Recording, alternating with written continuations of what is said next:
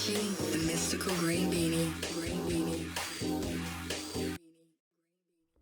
Hey, what's going on, dudes and dudettes? I am the Mystical Green Beanie, and I've had this video in my back pocket for a while now, and I'm going through Mark Waid's run on Daredevil currently, and I've actually just finished Bendis, Brubaker, and Andy Diggle's runs on the character, and I really want to talk about them, but as of right now, my camera is not letting me do camera stuff. So, all that aside, today I'm going to be doing something that I haven't done in quite a while, and that's pitch you guys a video game idea. And today's pitch involves Daredevil. And I know that currently Marvel Games is working on some projects. Hopefully one of them is a Daredevil project, and hopefully someone from Marvel Games is watching this video. I'm sure they won't, but I don't know. I think I have some cool ideas. So starting off with the controls, I'm going to be using the PS4 controller as a template because that's the system that I own. You can move Daredevil by toggling the L3 bumper. Meanwhile, the camera is controlled by toggling the R bumper. You can jump, climb, dodge, parkour, and get to cover by pressing X. Square will act as your attack button, while circle allows you to block. And finally, triangle is your finisher in combat. Then there's the L1 button, which activates Daredevil's radar sense. This allows the player to see beyond their already limited radius. Don't worry, I'll explain that later. The R1 button is Daredevil's grapnel, and this will allow him to shoot lines vertically to scale buildings, or horizontally to walk across grapnel lines. Then there's the R2 bumper. This allows Daredevil to equip or throw his billy club, while the D-pad allows Matt to switch his billy club modes, giving you the option to fight with them as eskrima sticks, a nunchuck, or a bow staff. Meanwhile, pressing L2 will allow Matt to switch fighting styles, which will alter certain combo moves and finishers. So, with the controls covered, let's talk about combat. So, as I mentioned previously, you attack enemies by pressing square. However, tapping square will give your enemy a light attack, while holding square will give them a heavy attack. You can chain these two together by alternating between tapping and holding, and this mechanic, if it sounds familiar, was inspired by Sleeping Dogs. You can also switch between fighting styles by tapping the L2 bumper. This will be useful when fighting against different enemy types. Circle will allow you to block enemy attacks, but only light attacks. Heavier enemy attacks, done by most likely enemies who are bigger and or stronger than Matt, will force you to dodge. And as I stated previously, you can dodge with your X button by double tapping it.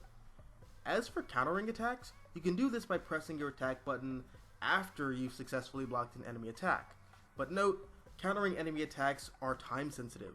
Counter too early or too late, then you simply just won't do anything. You can also utilize Daredevil's radar sense in combat. It will allow the player to see enemy health statuses. Green enemies are perfectly healthy, yellow enemies are fatigued, and red enemies are all but wiped out. And enemies with no color indicators are, well, they're out of the fight for good.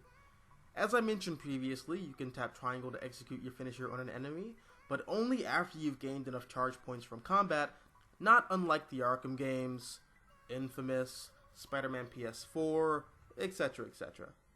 However, for your finishing moves, you're given the option to either perform a solo takedown finisher on one enemy or a crowd clearing attack with your billy clubs that will weaken surrounding enemies and knock out enemies with critically low health.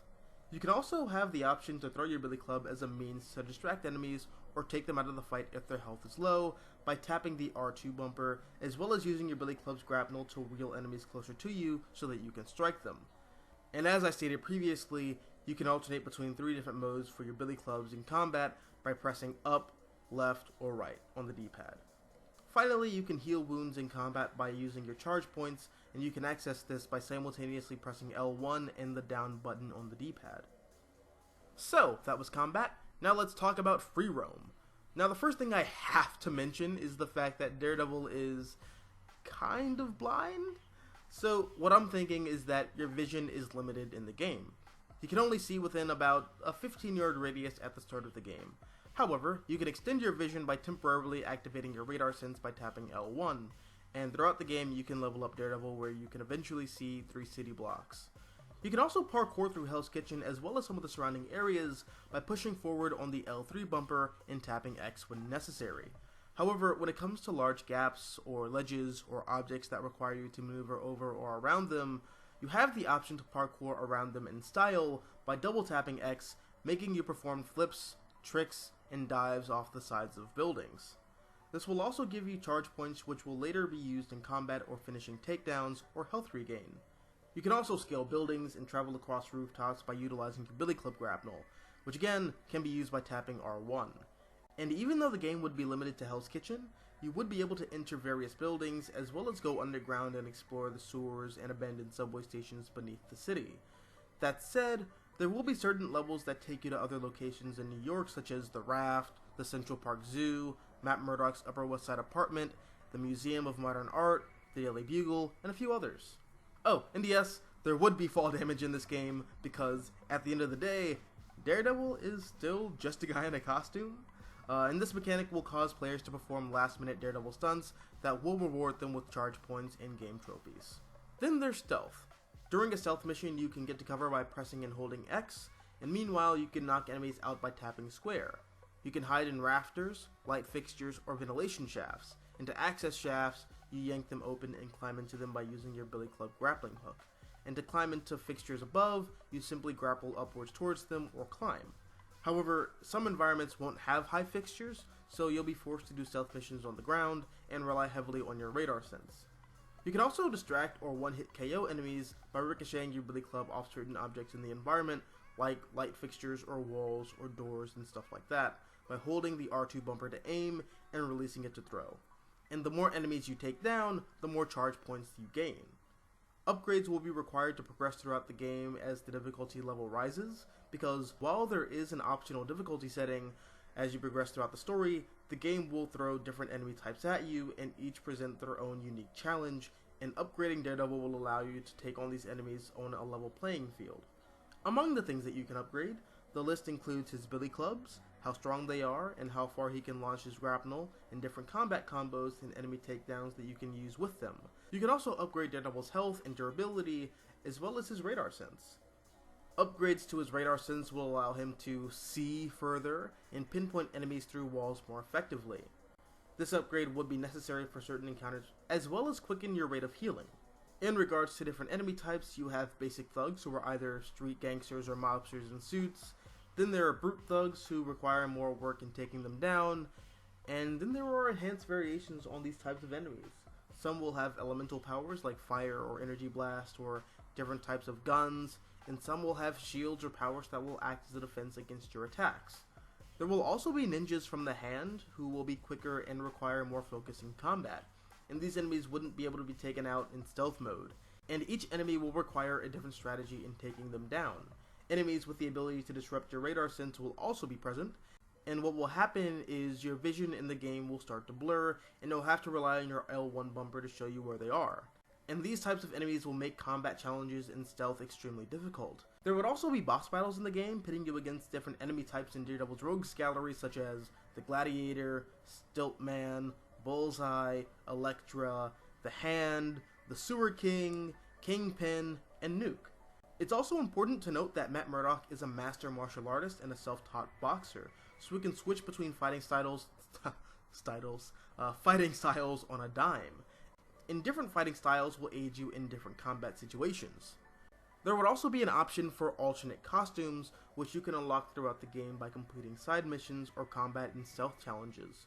Among them would be the in-game red suit, the classic comic book suit, the original yellow and black costume, the Black Man Without Fear costume, the Secret War costume, the 90s armored costume, the all-new, all-different costume, and many more.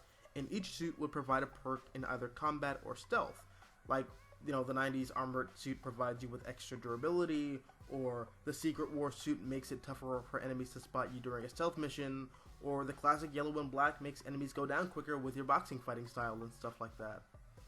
As for the story, it would be a loose adaptation of Frank Miller and Klaus Jansson's run on the character, in the same way that Batman Arkham Asylum is kind of a loose adaptation of Grant Morrison's Arkham Asylum: A Serious House on a Serious Earth, or how Spider-Man PS4 is kind of a loose adaptation of Spider-Man Big Time. So, as it goes, Matt Murdock and Foggy Nelson are good friends, and they run their own pro bono law firm. Oh my god, why is that so hard to say? Which is regarded as one of the best law firms in the city. Their good friend and former office manager Karen Page has gone off to explore the world, who has since been replaced by a young college graduate named Becky Blake. As for the actual, story, Matt Murdock has been Daredevil for 12 years, and he operates in an established Marvel universe.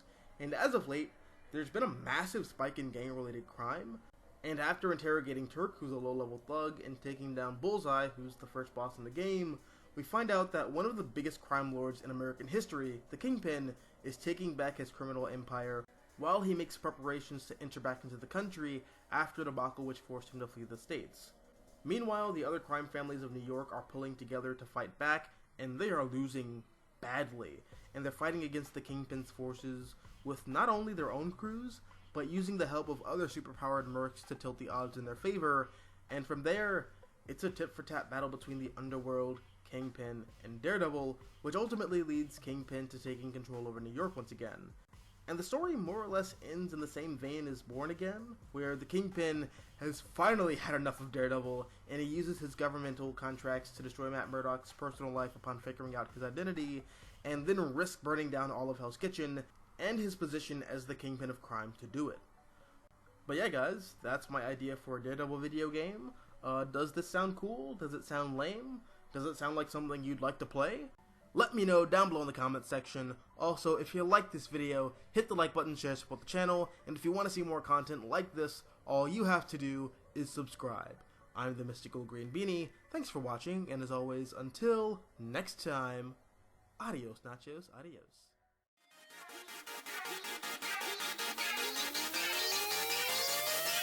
Charged up.